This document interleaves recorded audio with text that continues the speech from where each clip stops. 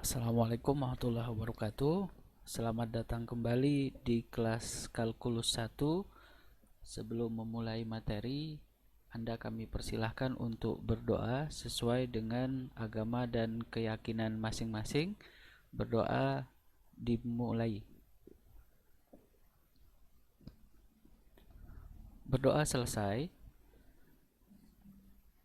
Masih pada kegiatan pembelajaran secara online. Kali ini kita akan mendiskusikan materi tentang menyelesaikan berbagai persamaan. Persamaan yang dimaksud di sini adalah ada persamaan linear, persamaan kuadrat, persamaan polinomial, persamaan nilai mutlak, dan persamaan trigonometri dan lain sebagainya yang akan kami paparkan pada beberapa kesempatan ke depan. Di sini kami tampilkan ada 6 contoh, yaitu ada contoh 1, 2, 3, 4, 5, 6. Nah, dari ke-6 contoh ini, maka kita bisa mengatakan bahwa contoh nomor 1 dan nomor 2 ini merupakan persamaan linear. Kemudian contoh nomor 3 dan 4 ini merupakan persamaan kuadrat. Kemudian contoh 5 dan 6 ini itu merupakan persamaan polinomial. Nah, dari berbagai contoh yang sudah diberikan ini, Anda kami tugaskan, silahkan susunlah definisi tentang apa itu persamaan linear, kemudian persamaan kuadrat, kemudian persamaan polinomial. Kita akan mendiskusikan hal itu di kelas, kemudian kita lanjutkan ke bentuk umum persamaan kuadrat. Ingat kembali bahwa bentuk umum persamaan kuadrat ini adalah ax pangkat 2 ditambah bx ditambah c sama dengan 0, di mana a tidak boleh sama dengan 0. Masing-masing koefisien dari a, b, c merupakan anggota dari bilangan real. Tentu kalian masih ingat tentang apa itu bilangan real. Kemudian saya melanjutkan tentang penyelesaian sistem persamaan linear. Kami berikan contoh di sini, menentukan nilai x dari persamaan 2x ditambah 3 sama dengan 1, di mana yang tidak memiliki variabel kita pindahkan saja ke sebelah kanan. Dalam hal ini adalah 3. Kita mendapatkan 2x plus 3 sama dengan 1 akan menjadi 2x sama dengan 1 dikurangi 3. Kemudian 2x sama dengan min 2, di mana x-nya sama dengan min 2 dibagi 2. Hasilnya adalah min 1. Kemudian untuk contoh nomor 2 ini, 3x ditambah 2 sama dengan 4x dikurangi 1. Silahkan Anda kumpulkan variabel yang sejenis. Dalam hal ini adalah di sini ada 3x, kemudian di ruas kanan ada 4x. Variabel yang ada di ruas kanan ini kita pindahkan ke sebelah kiri, sementara untuk yang konstanta kita kumpulkan ke sebelah kanan. Dari sini kita bisa mendapatkan 3x dikurangi 4x sama dengan min 1 dikurangi 2. Dari sini kita dapat min x sama dengan min 3. Jadi seluruh ruas baik kanan dan kiri ini kita kalikan dengan min 1. Dengan demikian kita mendapatkan x sama dengan 3. Ini adalah salah satu contoh selesaian persamaan linear. Kemudian kita akan melanjutkan ke menentukan nilai x pada persamaan kuadrat. Di sini kita menggunakan pemfaktoran. Dalam hal ini persamaan kuadrat x kuadrat ditambah 2x ditambah 1 sama dengan 0. Selanjutnya kita faktorkan x ditambah 1 kali x ditambah 1 sama dengan 0. karena kedua faktor ini sama, kita kalikan saja sehingga kita mendapatkan X ditambah 1 pangkat 2 sama dengan 0. Kemudian kita tulis X ditambah 1 sama dengan 0, sehingga kita dapatkan X-nya adalah negatif 1. Kemudian pada persamaan kuadrat kedua, tentukan nilai X-nya atas X pangkat 2 dikurangi 2X dikurangi 3 sama dengan 0. Dari pemfaktoran itu kita bisa mendapatkan X dikurangi 3 dikalikan X ditambah 1 sama dengan 0, sehingga kita mendapatkan dua faktor yang berbeda, sementara pada contoh yang di atas dua faktornya sama, sehingga kita kalikan saja seperti biasa. Sementara karena dua faktornya di sini berbeda, penyelesaiannya adalah faktor pertama dulu, X min 3 sama dengan 0, kita dapatkanlah X-nya sama dengan 3. Kemudian faktor kedua, ini faktor pertama, ini faktor keduanya adalah X ditambah 1 sama dengan 0, sehingga kita dapatkan X-nya sama dengan min 1. Selesai persamaan linear, saya rasa itu tidak ada problem yang Anda alami. Sementara kita akan mengupas tuntas tentang menentukan nilai X pada persamaan kuadrat. Nah, menentukan nilai X pada persamaan kuadrat ini selanjutnya kita sebut sebagai akar-akar dari persamaan kuadrat. Nah, strategi penyelesaian persamaan kuadrat yang akan kami paparkan di sini ada 3. Yang pertama itu adalah pemfaktoran yang sudah kita sampaikan di awal tadi.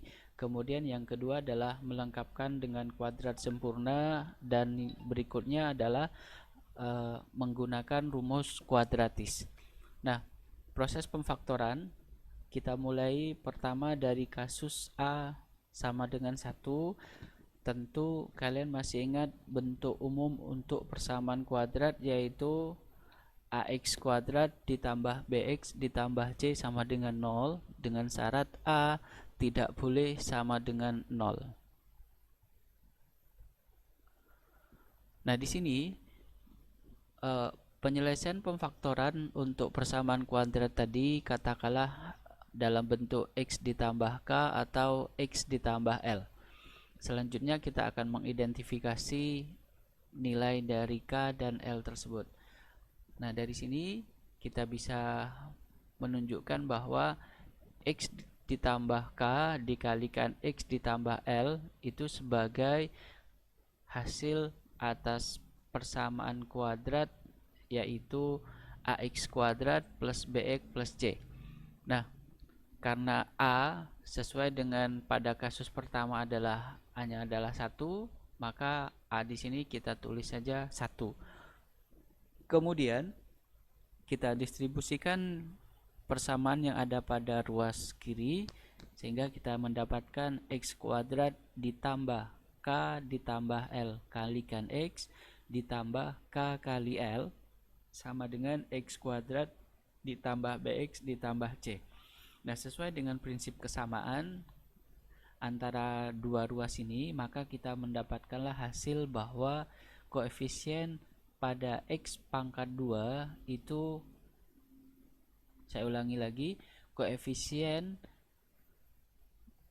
X pangkat 2 antara ruas kiri maupun ruas kanan harus sama, yaitu sama-sama 1.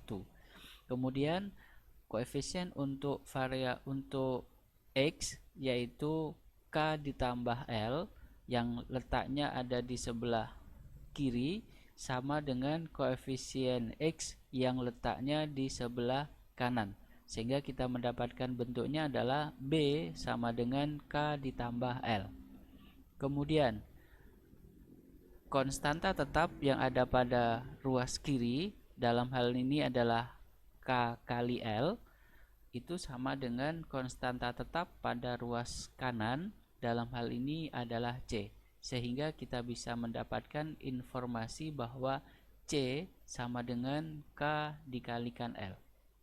Nah, Dari pemerolehan ini kita mendapatkan bahwa K dan L itu harus memenuhi dua kondisi. Kondisi pertama adalah jika dijumlahkan menghasilkan nilai B, kemudian jika dikalikan menghasilkan nilai C.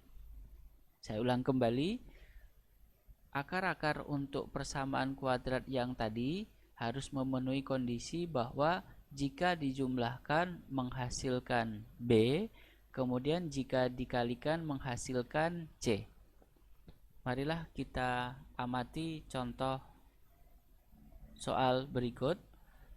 Misalkan saya berikan persamaan X pangkat 2 ditambah X dikurangi 6 sama dengan 0. Tentukan nilai X yang memenuhi persamaan tersebut. Nah, sesuai dengan yang sudah saya sampaikan tadi, anggap saja atau misalkan L dan K adalah akar dari persamaan kuadrat yang harus memenuhi L ditambah K sama dengan 1, kemudian L dikali K sama dengan min 6. Saya ingatkan kembali kepada slide sebelumnya bahwa posisinya adalah jika K ataupun L merupakan akar dari persamaan kuadrat tersebut, maka keduanya jika dijumlahkan menghasilkan nilai B, kemudian jika dikalikan menghasilkan nilai C. Kita ketahui bahwa nilai B pada persamaan kuadrat ini itu adalah sama dengan 1. Dengan demikian kita bisa mengatakan L ditambah K sama dengan 1. Kemudian untuk nilai C-nya tidak lain adalah negatif 6. Ini negatif 6, sehingga kita bisa mendapatkan informasi L dikalikan K sama dengan min 6. Nah, solusi di dalam menentukan nilai L dan K kita awali dari opsional perkalian tadi. Gimana caranya? Yaitu carilah semua bilangan bulat yang jika dikalikan hasilnya negatif 6. Saya ulang kembali, carilah semua bilangan bulat yang jika dikalikan hasilnya negatif 6. Nah, di sini. Nah, kita ketahui bahwa bilangan bulat yang menghasilkan negatif 6 perkaliannya adalah 1 dikalikan min 6, kemudian 2 dikalikan dengan min 3, 3 dikalikan dengan min 2, atau 6 dikalikan dengan negatif 1. Nah, dari bilangan hasil perkalian ini kemudian kita jumlahkan saja. Dalam hal ini adalah seperti ini, 1 dikalikan min 6 hasilnya adalah min 6. Oleh karena itu keduanya kita perlu menjumlahkan, sehingga kita dapatkan 1 ditambah negatif 6 sama dengan min 5.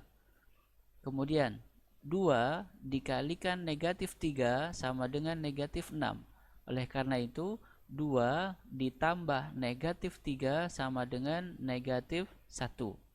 Kemudian 3 dikalikan negatif 2 sama dengan negatif 6, sehingga kedua bilangan itu kita perlu menjumlahkan. 3 ditambah negatif 2 sama dengan 1. Kemudian 6 dikalikan negatif 1 sama dengan negatif 6. Jika dijumlahkan kedua bilangannya adalah 6 ditambah negatif 1 sama dengan 5. Nah, sesuai dengan prinsip hasil perkaliannya adalah negatif 6 dan hasil penjumlahannya adalah 1. Oleh karena itu yang memenuhi kondisi tersebut tidak lain adalah bilangannya 3 atau min 2.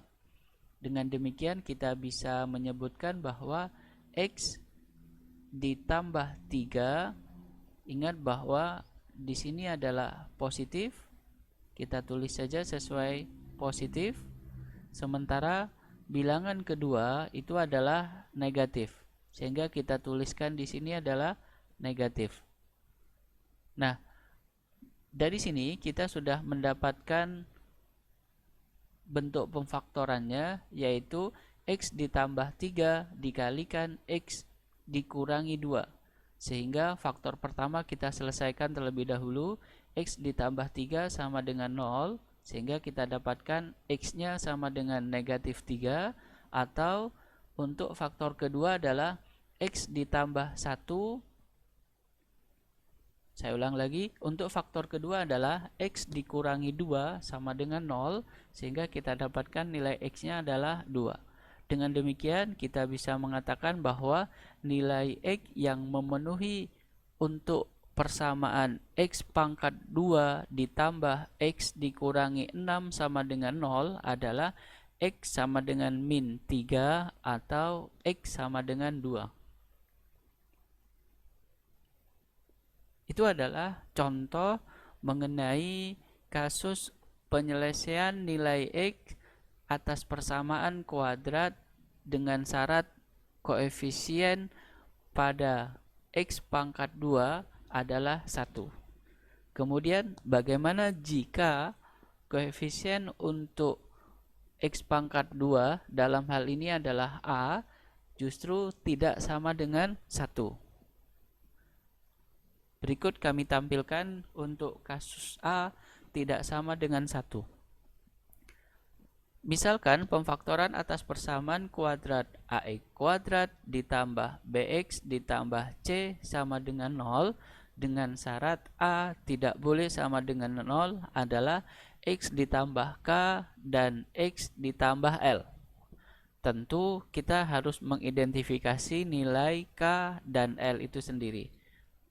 Oke, baik, kita perhatikan kembali bentuk umum persamaan kuadrat, yaitu AX kuadrat ditambah BX ditambah C dengan syarat bahwa A tidak boleh sama dengan 0. Oleh karena itu tentu ada suatu bilangan, dalam hal ini adalah 1 per A, yang akan kita kalikan kepada masing-masing ruas atas persamaan tersebut, sehingga kita mendapatkan hasil AX pangkat 2 kita kalikan dengan 1 A, hasilnya X pangkat 2 ditambah BX kita kalikan dengan 1 A, hasilnya B per A X ditambah C kita kalikan dengan 1 A, hasilnya adalah C per A. Kemudian sama dengan 0, ini kita kalikan juga dengan 1 A, hasilnya adalah 0. Jadi kondisinya adalah setiap bilangan jika dikalikan 0 hasilnya adalah 0. Nah, di awal sudah kita sebutkan tadi bahwa pemfaktoran atas persamaan kuadrat tersebut, dalam hal ini yang ini, itu adalah X ditambah K atau X ditambah L. Dengan demikian kita bisa membentuknya menjadi X ditambah K dikalikan X ditambah L sama dengan X pangkat 2 ditambah B per AX ditambah C per A. Ruas kiri kita distribusikan, hasilnya adalah kita dapat X pangkat 2 ditambah K ditambah L kalikan X ditambah K kalikan L sama dengan X pangkat 2 ditambah B per AX ditambah C per A, di mana posisi ruas kanan di sini belum terjadi perubahan dari awal. Nah, sesuai dengan prinsip kesamaan ruas kiri maupun ruas kanan, maka kita bisa mendapatkan bahwa untuk penjumlahan atas K dan L, dalam hal ini adalah K ditambah L, karena ini adalah koefisien atas variabel X dan yang terletak di sebelah kiri itu sama dengan koefisien pada variabel X yang terletak di sebelah kanan. Dengan demikian kita bisa mengatakan bahwa K ditambah L sama dengan B per A. Sebaliknya untuk konstanta tetapnya kita dapatkan KL sama dengan C per A sesuai dengan masing-masing kedua ruas.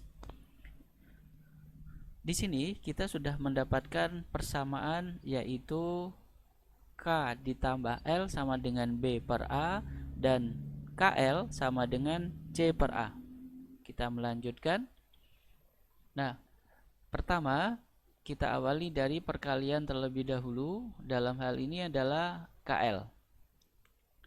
Nah, KL sama dengan C per A. Dengan demikian kita juga bisa menuliskan A dikalikan KL sama dengan C. Kemudian kedua ruas saya kalikan dengan A, kita dapatlah informasi K pangkat 2 kalikan KL sama dengan AC. Nah, karena di sini ada A pangkat 2, kita distribusikan ke dalam bentuk A dikalikan K di sini. Kemudian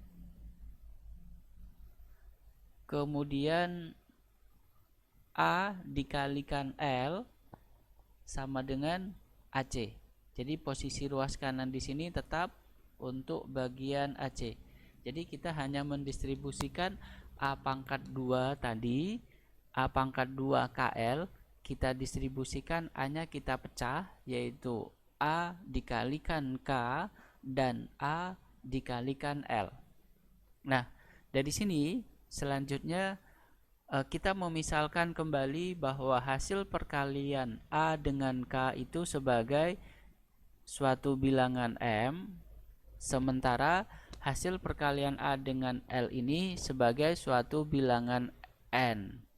Dengan demikian kita bisa memperoleh informasi bahwa yang tadinya AK dikalikan AL terbentuklah menjadi M dikalikan N sama dengan AC. Yang ini adalah perubahan bentuk atas bentuk ini, di mana bahwa posisi AK sama dengan M dan posisi AL sama dengan N. Nah, kemudian kita lanjutkan ke opsional penjumlahan tadi, yaitu K ditambah L. Informasinya ada di bagian bawah sini. Perhatikan kembali bentuk K ditambah L. K ditambah L sesuai dengan informasi yang sudah kita dapatkan sebelumnya, hasilnya adalah B dibagi A. Kita ketahui tadi bahwa A dikalikan K sama dengan M, maka kita mendapatkan nilai K sama dengan M per A. Sebaliknya, A dikalikan L sama dengan N, maka kita bisa mendapatkan L sama dengan N dibagi A. Nah, kita sudah mendapatkan informasi nilai K adalah ini, kemudian nilai L adalah ini. Selanjutnya, K ditambah 1 sama dengan B per A. Informasi ini masih informasi di awal, sebagaimana informasi yang ini. Nah, selanjutnya kita cukup mengganti nilai K yang tadinya M per A di sini, kemudian L adalah N per A sama dengan B per A. B per A-nya tetap, jadi hanya merubah nilai K dan L sesuai dengan informasi yang sudah kita dapatkan di sini. Nah, dari sini karena penyebutnya ketiga-tiganya adalah sama, maka kita mendapatkan informasi adalah bahwa B sama dengan M dikalikan N. Nah, di sini kita sudah mendapatkan informasi. Mohon maaf, di sini kita salah persepsi, salah tulis. Saya ulang kembali bahwa ketiga opsional ini kita mendapatkan nilai B itu sama dengan M ditambah N. Nah, dari sini sudah kita mendapatkan informasi bahwa M dikalikan N sama dengan A dikalikan C. Dan M ditambah dengan N hasilnya B.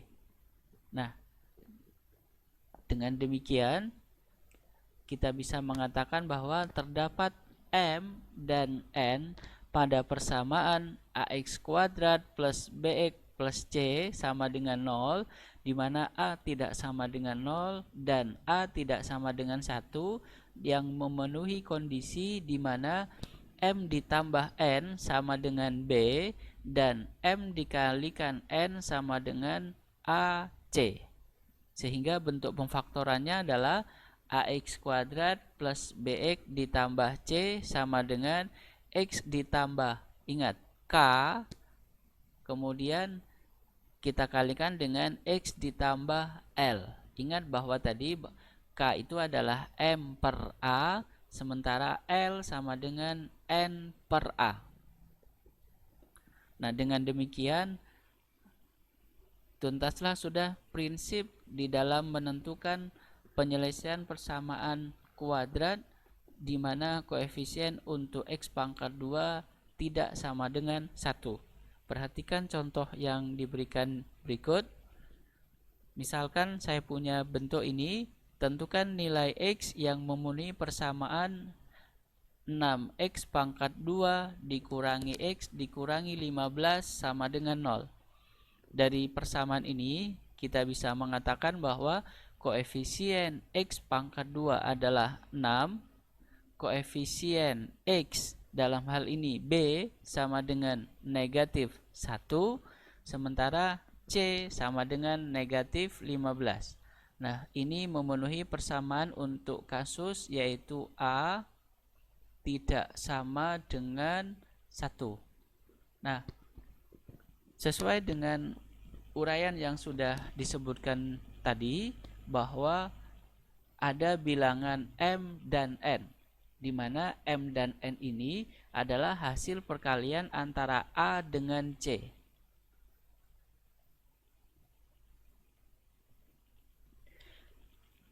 Saya ulang kembali, ada suatu bilangan M dan N, di mana M dan N jika dikalikan merupakan hasil perkalian dari koefisien X pangkat 2. Ini kita kalikan dengan konstanta tetap, dalam L ini adalah C. Di sini sudah saya tuliskan, yaitu 6 dikalikan negatif 15 sama dengan negatif 90. Kemudian setelah dikalikan, jangan lupa dijumlahkan tadi, yaitu M ditambah N sama dengan B. Ingat bahwa nilai B sama dengan negatif 1. Nah, kita akan mengidentifikasi nilai M dan N. Identifikasi tersebut akan lebih mudah jika kita menggunakan opsional perkalian tadi, yaitu M dikalikan N sama dengan negatif 90. Hal ini berarti bahwa kita diminta untuk mencari atau menemukan suatu dua bilangan yang jika dikalikan hasilnya negatif 90. Nah, kedua bilangan yang dimaksud diantaranya adalah 1 dan min 90, kemudian 2 dan negatif 45, kemudian 3 dan negatif 30, 5 dan negatif 18, kemudian 6 dan negatif 15, dan terakhir adalah 6 dan negatif 10. Nah, dari kedua bilangan ini, begitu ya, dari kedua bilangan ini kita cek manakah yang jika dijumlahkan hasilnya negatif 1. Nah, dari sini kita bisa mendapatkan informasi ternyata bilangan yang jika dijumlahkan hasilnya negatif 1 tidak lain adalah 9 dan negatif 10. Nah, dengan demikian kita bisa mendapatkan bahwa nilai M sama dengan 9 dan N sama dengan min 10. Ingat tadi bahwa nilai K itu tidak lain adalah M yang sudah diperoleh harus kita bagi dengan nilai A. Demikian pula untuk L yang sudah kita tetapkan sebagai akar tadi merupakan bentuk dari bilangan N saya bagi dengan nilai A. Oleh karena itu bentuknya persamaan 6x kuadrat dikurangi x dikurangi 15 sama dengan 0 ini sekarang berubah menjadi x ditambah. Ingat bahwa kita awali saja dulu dari M sama dengan 9. Berarti kita dapatkan K yaitu 9 harus kita bagi dengan koefisien dari X pangkat 2. Dalam hal ini koefisiennya adalah 6. Yang ini ya. Kemudian sekarang untuk N. N di sini adalah negatif 10. Berarti kita tuliskan aja di sini. Negatif 10 harus dibagi dengan koefisien dari X pangkat 2. Dalam hal ini adalah 6. Dengan demikian kita selesaikan faktor pertamanya terlebih dahulu. X ditambah 9 per 6 sama dengan 0. Berarti kita dapatkan X sama dengan negatif 9 per 6. Karena 9 per 6 ini belum termasuk kelompok karena saya ulang lagi, X sama dengan negatif 9 per 6 ini termasuk kelompok pecahan yang bisa disederhanakan. Dalam hal ini sama-sama dibagi 3 sehingga kita mendapatkan 9 dibagi 3. Ini 9 dibagi 3 itu sama dengan 3. Kemudian 6 dibagi 3 hasilnya 2. Itu adalah penyelesaian untuk faktor pertama. Kemudian saya lanjutkan untuk faktor kedua. Dalam hal ini adalah X sama dengan X dikurangi 10 per 6 sama dengan 0. Sehingga kita dapatkan X sama dengan 10 per 6. Nah 10 per 6 ini juga masih bisa disederhanakan lagi. Sehingga menjadi ini dibagi 2 hasilnya 5. Dan ini dibagi 3 dibagi 2 hasilnya 3. Nah dengan demikian akar-akar dari persamaan kuadrat 6x kuadrat min x min 15 sama dengan 0 ini hasilnya adalah x sama dengan min 3 per 2 atau X sama dengan 5 per 3. Nah, begitulah solusi di dalam menentukan nilai X yang memenuhi persamaan kuadrat untuk strategi pemfaktoran, di mana kasusnya untuk A sama dengan 1, untuk A sama dengan untuk A tidak sama dengan 1. Silakan Anda latih